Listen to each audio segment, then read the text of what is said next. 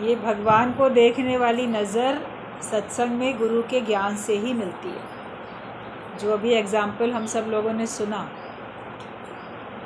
कि भगवान लीला कर रहे हैं, रामचंद्र भगवान जंगल में पत्नी की खोज कर रहे हैं, तो सती तो नहीं पहचान पा रही है, मगर शिव पहचान रहे हैं, शंकर भगवान पहचान रहे हैं, क्योंकि शंकर भगवान ने उनको प्रणाम किया तो उनको लगा इस साधारण मानव को क्यों कर रहे हैं प्रणाम, आप तो त्रिलोकीनाथ हैं, आप क्यों प्रणाम कर रहे हैं उनको।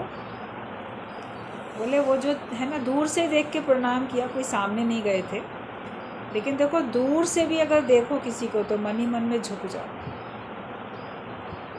कोई सामने आएगा तब उसको नमस्कार करोगे, झुकोगे, लेकिन जिसके प्रति हमारी श्रद्धा होती है वो कहीं दूर से भी हमें दिख जाता है। उसने हमें नहीं देखा मगर हमने उसे देख लिया, तो हमारा अगर श्रद्धा भाव है तो हम तभी भी तो झुक जाते। अभी जिन लोगों का आस्तिक भाव है, श्रद्धा भाव है, उनको दूर से भी कोई मंदिर दिख जाता है तो उस मंदिर को देखते ही सर झुक जाता है, प्रणाम कर लेते हैं।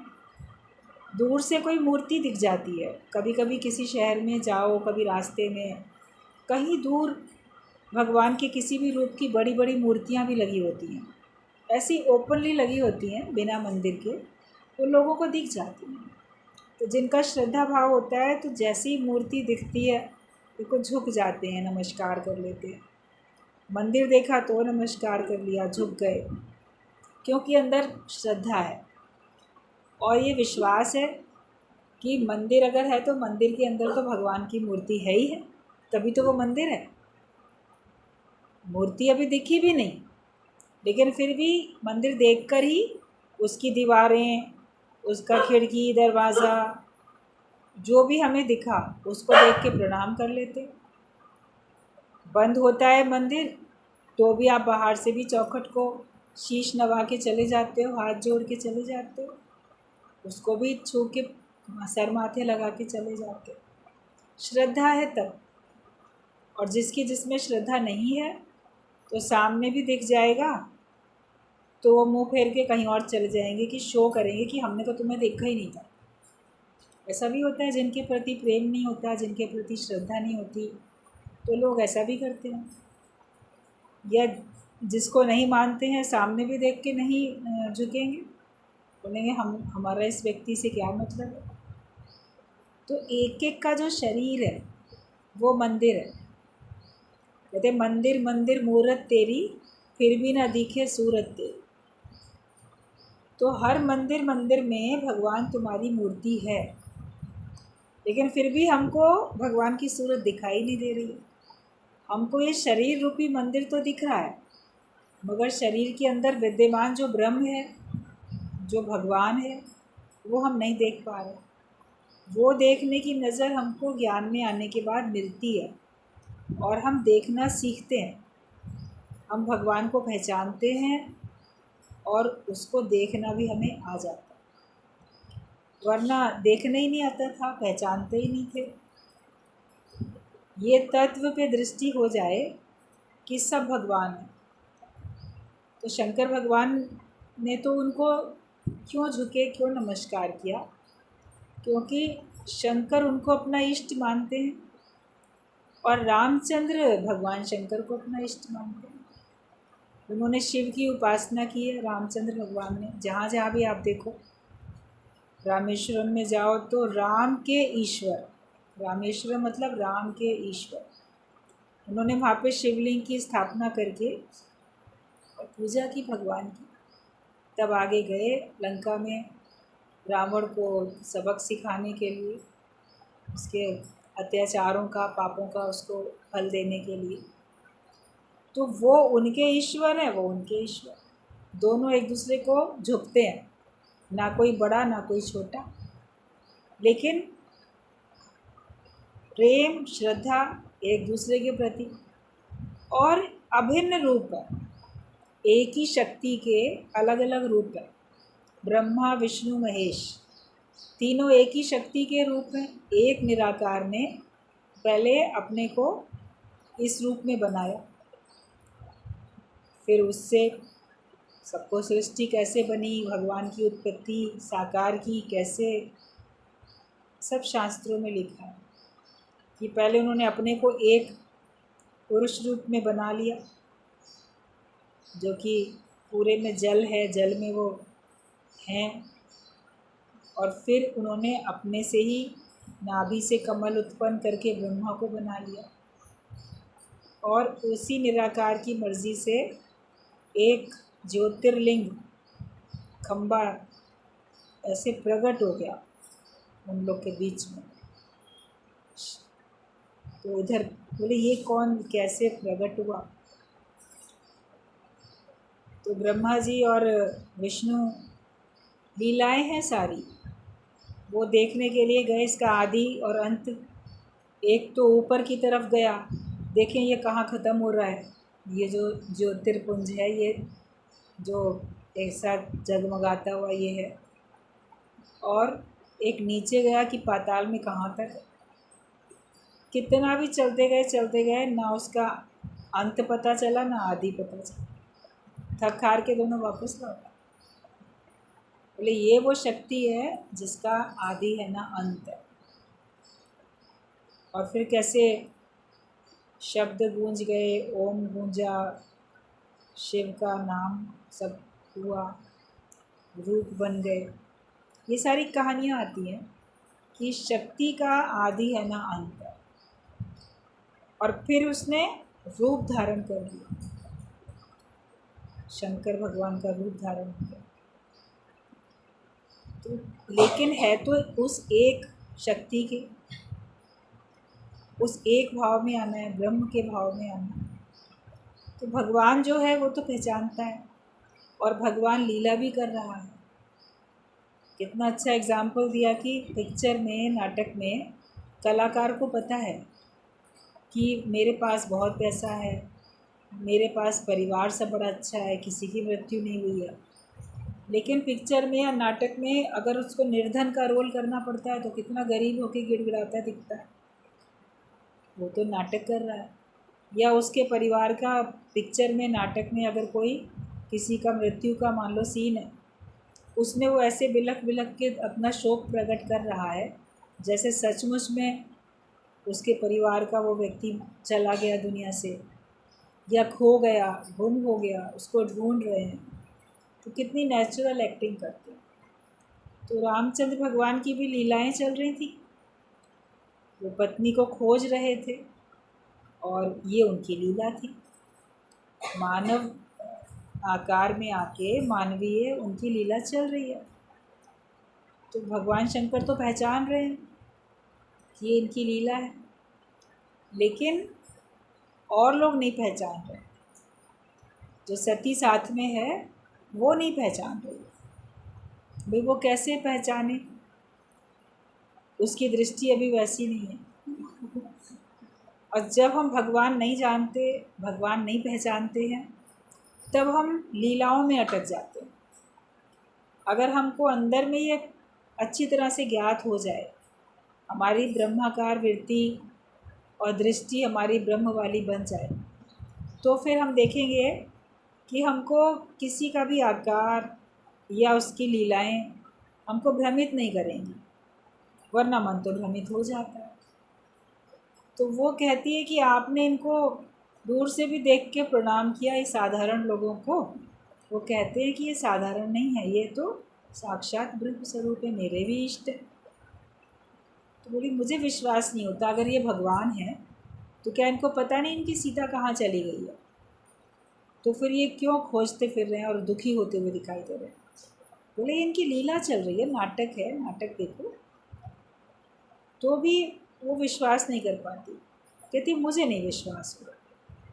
तो जब हम जीव होके रहते हैं तो ना तो हमको भगवान देखने की आँख होती है, और ना हमको कोई बताए तो उसकी बात पे विश्वास होता है। उसको भगवान शंकर की बातों पे विश्वास नहीं हो रहा कि कैसे मान लूँ, वरना जब उनको वो खुद भगवान जानती है। सती एक तरफ कहती है कि आप तो परमेश्वर हैं, भाई आप ही त्रिलोकीनाथ हैं, आप ही सब कुछ हैं। एक तरफ तो वो ये बोल रही है, दूसरी तरफ उनकी बात पे विश्वास भी नहीं कर रही। तो हम किसी को ब्रह्म जाने, भगवान जाने और फिर उसी में संशय करें, उसी की बात को ना माने, तो ये अज्ञानता में ऐसा होता है।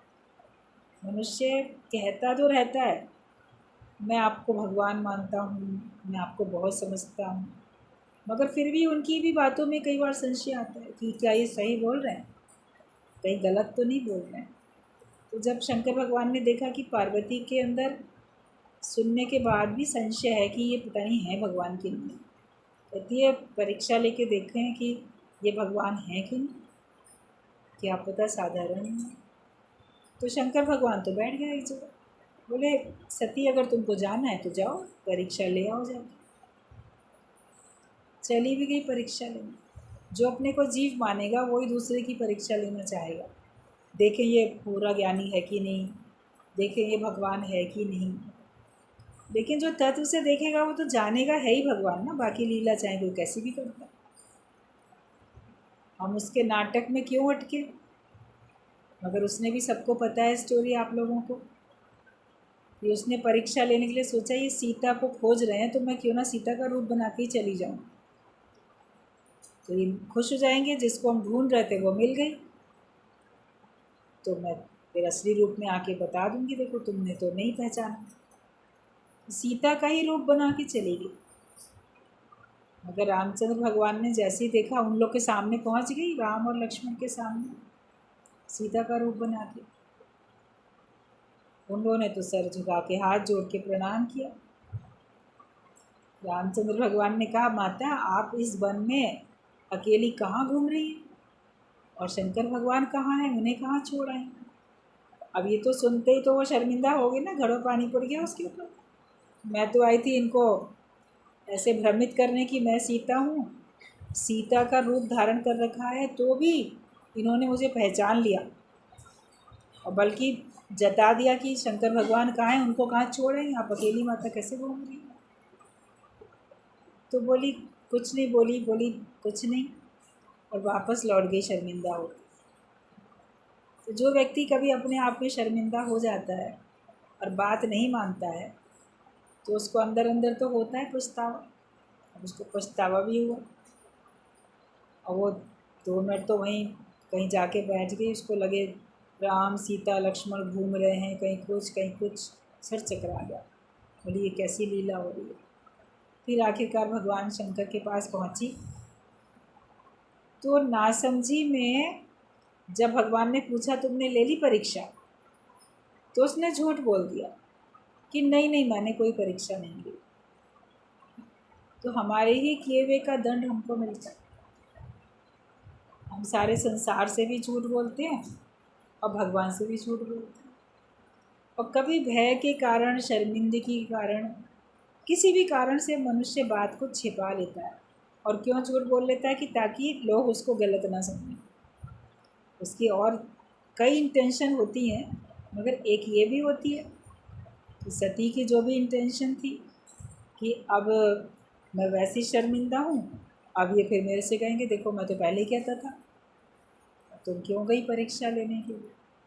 तो वो तो खैर अब कहानी काफ़ी है, सबको पता है। लेकिन बात इतनी है कि जब भगवान शंकर ब्रह्म देख सकते हैं, लेकिन सती के रूप में जो जीव है वो नहीं देख पाता, तो हम अभी क्या हैं, हम अभी जीव हैं कि ब्रह्म। तो जिसकी जैसी निगाह होती है उसको बाकी लोग वैसे ही नज़र आते हैं। आप अगर जीव भाव में हो तो आपको सब लोग जीव भाव वाले दिखेंगे, आप अगर ब्रह्म भाव में हो तो आपको सब ब्रह्म दिखेंगे। कहावत बनी है चोरों को सारे नज़र आते हैं चोर, चोर के लिए सब चोर हैं, साधु के लिए सब साधु हैं। जो जैसी दृष्टि बना लेता है, जैसे भाव बना लेता है, उसको भी सर्वत्र वही दिखता है। अगर हमको अभ्यास हो चुका और अभ्यास अपना खुद का निश्चय हो चुका साथ में कि मैं अगर ब्रह्म स्वरूप हूँ तो बाकी सब कौन है। अगर मैं देह रहते हुए भी अपने को देह से अलग समझ सकता हूँ तो किस कारण से, तत्व से। तो वो तो तत्व हर एक में विद्यमान है। ऐसा तो नहीं है कि मेरे में ही औरों में वो शक्ति नहीं है, वो शक्ति तो सभी में है। लेकिन उस शक्ति को अब अगर मैंने अपने में देखा, अपने में जाना, तो मैं सब में भी देखना चाहूँ, सब में देखूँ। एक बार एक दृष्टांत बताते थे कि एक कोई सन्यासी था, वो ज्ञान की तलाश में सन्यासी बन गया था। फिर किसी गुरु के पास गया, वहाँ उसने बहुत ज्ञान सुना, पक्का किया, मगर उससे कुछ ज्ञान पक्का नहीं हो पाया। तो वापस आ गया और ऐसे ही बैठा था। तो किसी ने उससे पूछा कि आप इतने साल तक उस आश्रम में उस गुरु के पास रहे, आप अभी तक पूर्ण नहीं हुए, क्या आपको पूरा ज्ञान पक्का हो गया? बोला कि नहीं। क्या नहीं पक्का हुआ? उसने बताया।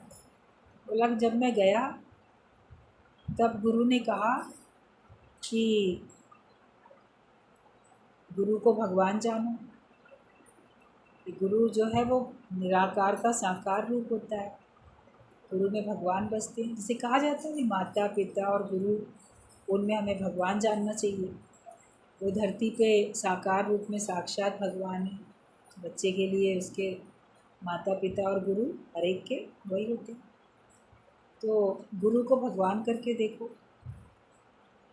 तो उसने कहा कि मैंने माना इस बात को कि सही बात है, गुरु तो भगवान है, तभी तो वो हमको इतना ब्रह्म ज्ञान दे रहा है, तभी तो उसके ज्ञान से हमारे दुख दूर होते हैं। जो काम भगवान करता है, जिस जिस कार्य के लिए हम भगवान से उम्मीद करते हैं कि ये काम तो भगवान ही कर सकते हैं, तो वो फिर गुरु करता है। कोई कर सके ना कोई, गुरु ने वो काम किया है। तो गुरु ने हमको इतना ज्ञान दे के ऊँचा उठाया, माया से ऊँचा उठाया, कर्मों से ऊँचा उठाया, सही समझ दी, तो गुरु तो भगवान है ही है। दुखों से छुड़ाता है। आज एक साधारण शरीर की बीमारी से अगर कोई डॉक्टर छुड़ा देता है, तो लोग उसको कहते हैं ना, डॉक्टर साहब आप तो मेरे लिए बिल्कुल भगवान हैं। तो गुरु हमको अज्ञानता की बीमारी से छुड़ाता है। तो गुरु में हमारा प्रेम भी हो जाता है, अपनापन भी होता है, तो हम उसको भगवान बड़ी सरलता से देख पाते हैं। श्रद्धा है, विश्वास है, प्रेम है, अपनापन है, तो हम उसको भगवान देख लेते हैं। तो उसने कहा कि मैंने गुरु में भगवान देखा और मुझे गुरु में भगवान दिखने लगे, मैं बड़ा खुश रहने लगा। और ज्ञान, ब्रह्म ज्ञान और सुनता रहा, और अभ्यास जैसे जैसे गुरु बताते थे करता रहा। फिर गुरु ने कहा तुम भगवान हो। तो मैंने अपने में भगवान देखना शुरू किया। तो अभ्यास से और तत्व ज्ञान से मुझे अपने में भी भगवान दिखने लगा कि हाँ वाकई मैं भगवान हूँ। गुरु तो कहता है ना, मान ना मान तू है भगवान। तो मैंने अपने में भी भगवान देखा, मुझे अपने में भगवान दिखने लगे। सही में मुझे लगने लगा कि हाँ मैं ये शरीर नहीं हूँ, मैं भगवान हूँ। फिर गुरु ने कहा कि कण कण में भगवान है, सर्वत्र भगवान है। जो कुछ अपनी इन आँखों से दिखाई देता है वो सब भगवान है। अब तुम सर्व में देखे ब्रह्म, सब में भगवान देखो। तो उसने कहा कि मैं ये नहीं कर पाया। मैं गुरु में भगवान देख पाया, अपने में भगवान दिखे, लेकिन मुझे सर्वत्र भगवान नहीं दिखते थे।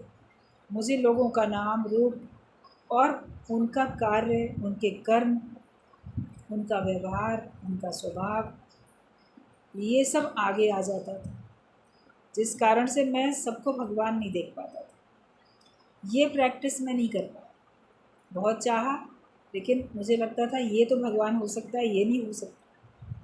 तो उनके कर्मों के कारण, उनकी बाहर की लीलाओं के कारण से भगवान मैं नहीं देख पाता था, और मेरा अंदर वाला नहीं देख पाता था। इसलिए फिर मैं वहाँ से चला आया। मेरे से ये काम नहीं हो पाया है अभी तक, इसीलिए मैं अपने को पूर्ण नहीं कह सकता। क्योंकि जब तक मैं ये कार्य नहीं कर लूँगा सब में भगवान देखने का, तब तक मैं पूर्ण नहीं हो सकता, और तब तक मैं मुक्त भी नहीं हो सकता।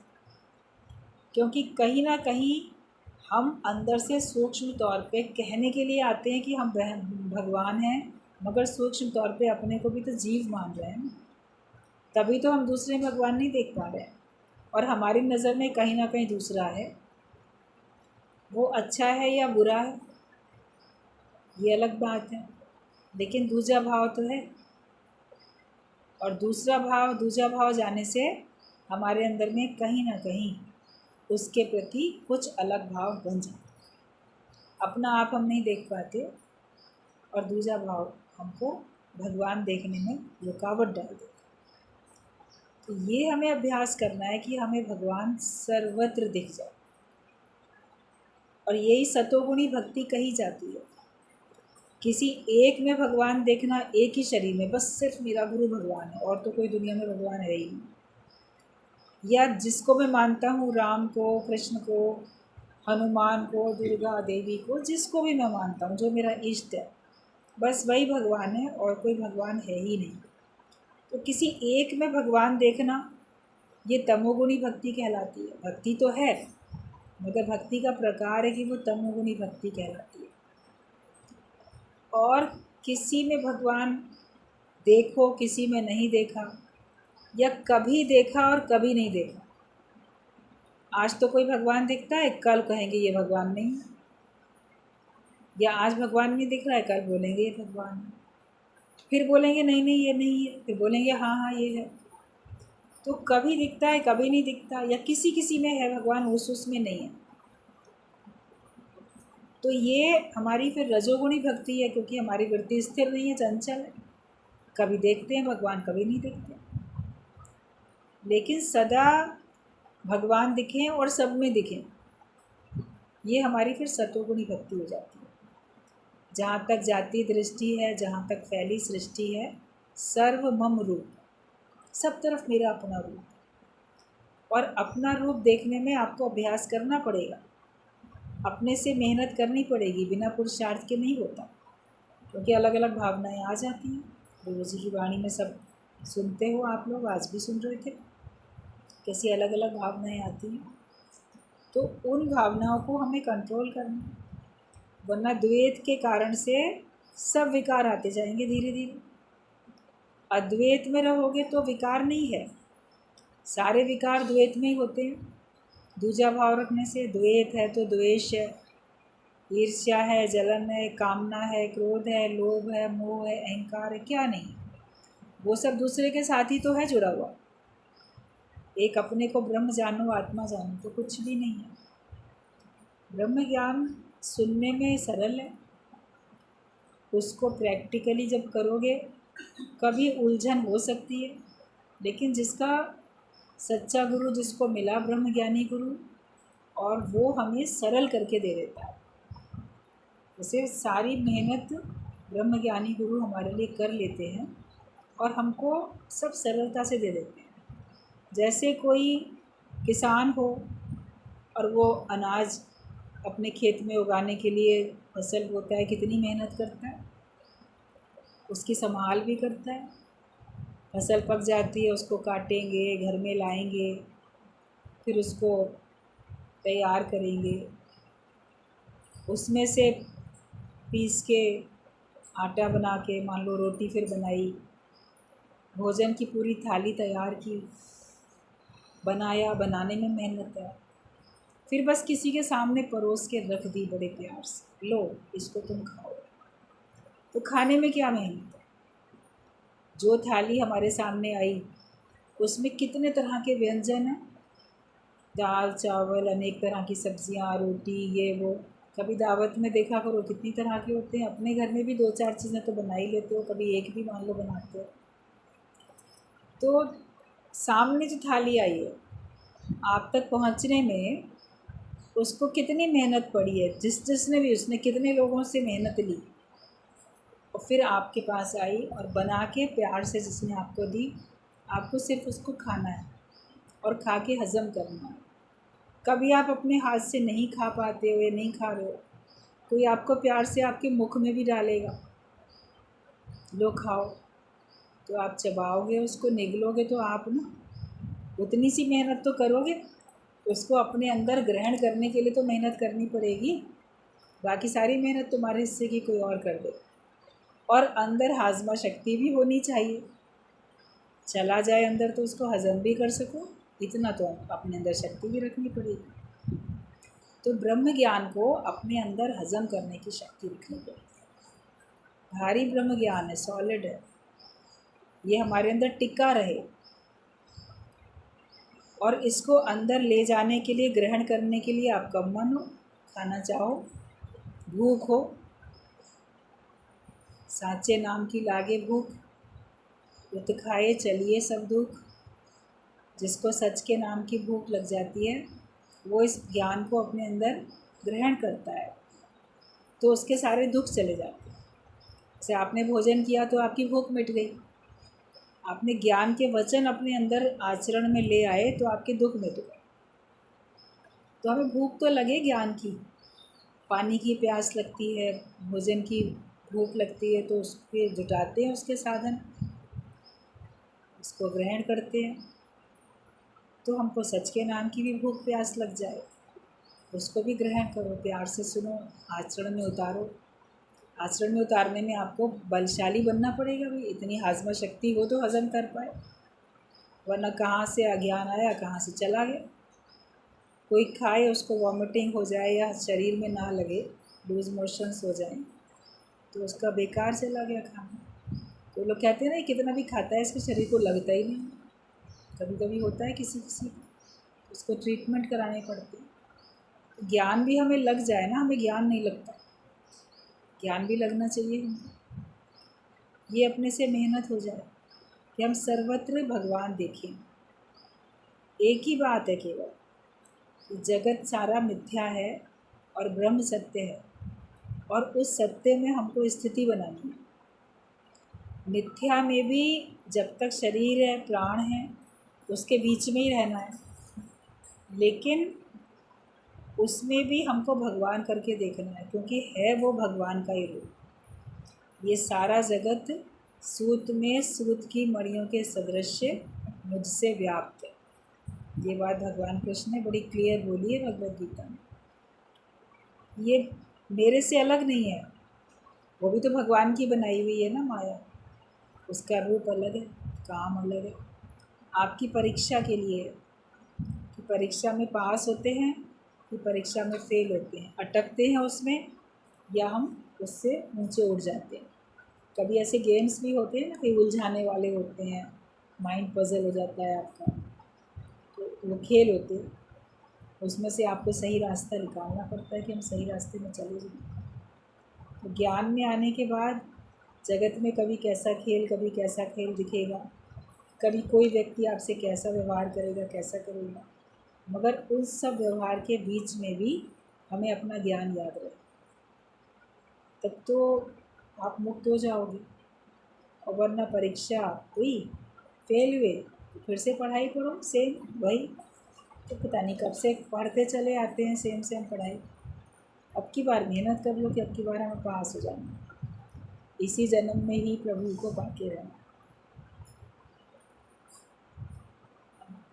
एक पॉइंट्स है उसको पढ़ते हैं आगे कि बिना छप्पर के घर में जैसे वर्षा का पानी गिरता है, चिंतन रहित मन में भी उसी प्रकार शत्रु प्रवेश करते हैं। तो जैसे मान लो कोई घर हो, उसमें छप्पर ना हो, झोपड़ी है उसमें छप्पर नहीं है, तो उसमें बारिश का पानी तो घर में अंदर आएगा ही आएगा, क्योंकि उस पानी को रोकने के लिए छप्पर है ही नहीं। या मान लो वो छप्पर बीच बीच में से हट गया हो, कभी आपके घर की छत भी टपकने लगती है, बनाई तो बड़ी अच्छी मगर टपकने लगती है, उसमें कहीं ना कहीं बड़ा सूक्ष्म कुछ ऐसा सुराख है जहाँ से फिर पानी तो बहुत पतला होता है, वो तो अपनी जगह पता नहीं कहाँ कहाँ से बना लेता है, जो हमें नहीं दिखेगा स्थान उसको दिख जाता और वो बना लेता है। तो वो पानी छत से आपके कमरे में आता रहता है, टपकता है, तो उसको खोज करके उसको सही रिपेयर करना पड़ता है। छप्पर को भी बरसातों से पहले जो लोग कच्चे मकान छप्पर वाले बना के रहते हैं उसको ठीक करते रहते हैं, वरना उनके भी छप्पर में से पानी पूरे अंदर आएगा झोपड़ी में, घर में।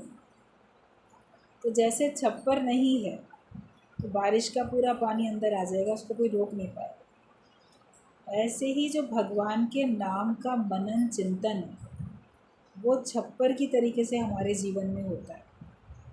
अगर हम भगवान का सिमरन करते रहते हैं, नाम जपते रहते हैं, तो माया के विषय विकारों के जो शत्रु हैं, वो ख्याल, वो विचार जो हमारे ही शत्रु हैं, वो हमारे मन में आ जाते हैं अगर हम मनन चिंतन नहीं करते हैं तो। और अगर हम मनन चिंतन भगवान का करते रहते हैं तो ये गलत विचार, नेगेटिव थॉट्स जो कि हमारे शत्रु हैं, वो वहाँ हमारे अंदर प्रवेश नहीं कर पाते। अगर कोई भी आपसे कहता है मेरे अंदर बड़े नेगेटिव थॉट्स आते हैं या मेरे ऊपर विकार हावी हो जाते हैं, मैं उनके वश में हो जाता हूँ, तो वो क्यों हो रहा है? क्योंकि उसके अंदर भगवान के नाम के चिंतन की अभी कमी है। वो चिंतन रहित है, भगवान का चिंतन नहीं कर, चिंतन से विमुख हो गया। वो चिंता करता है, वो भगवान को याद नहीं करता, वो संसार को याद करता है। सांसारिक सुख, सांसारिक दुख, उनको याद करता है। इसलिए उसके अंदर ये ख्याल शत्रु के रूप में आते हैं। शत्रु कौन होता है? जो हमारा नुकसान करे, किसी भी रूप में हमारा नुकसान करे, वो हमारा शत्रु है। हमारे से ही उत्पन्न हमारे ख्याल हमारी प्रसन्नता ख़त्म करते हैं, सुख शांति ख़त्म करते हैं। तो वो ही तो हमारे सबसे बड़े शत्रु हैं। गुरुजी बोलते थे मन तुम्हारा दुश्मन है। तुम बाहर वाले दुश्मनों को तो देखते हो और उनसे पीछा छुड़ाने की कोशिश भी करते हो, लेकिन अंदर ही तुम्हारे दुश्मन बैठा है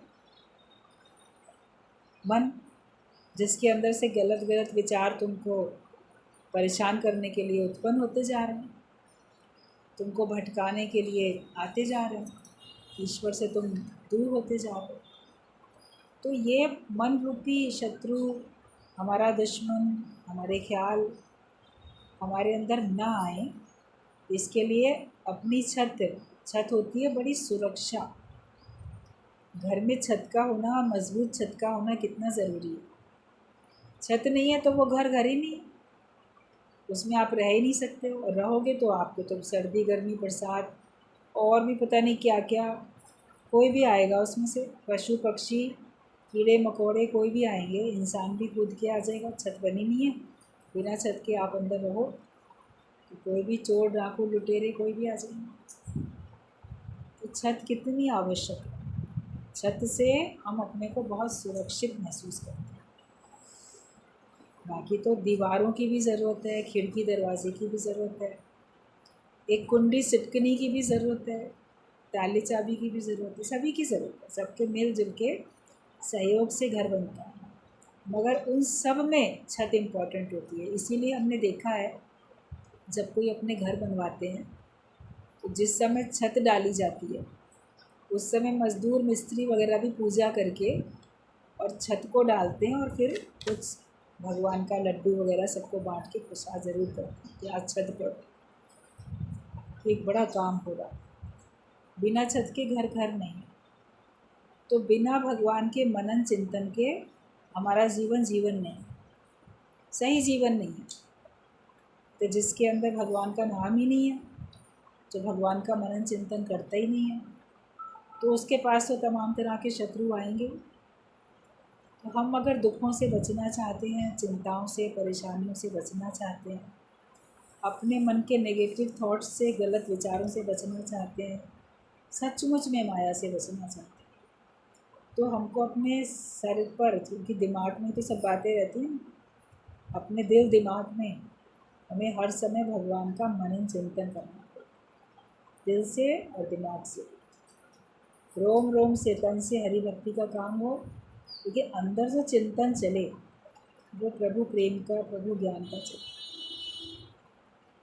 और किसी बात का विचार नहीं करो, जब दूसरे विचार आने लगे उनको हटाओ, बोलो इनसे मेरा कोई प्रयोजन नहीं है, सॉरी रॉन्ग नंबर, इनसे मेरा कोई मतलब नहीं। तो फिर आप देखोगे आपके अंदर मजबूती आएगी। कोई भी ख्याल या दूसरा कोई भी आपको नुकसान पहुंचाने के लिए आपके इर्द गिर्द भी नहीं आ सकेगा। जो भगवान की भक्ति में लगा उसको कोई क्यों सताने के लिए आए, क्योंकि वो तो हर समय फील करता है कि भगवान की गोद में। कोई बच्चा अगर अपनी माँ की गोद में है तो कोई दूसरा उसको सताने के लिए नहीं आता।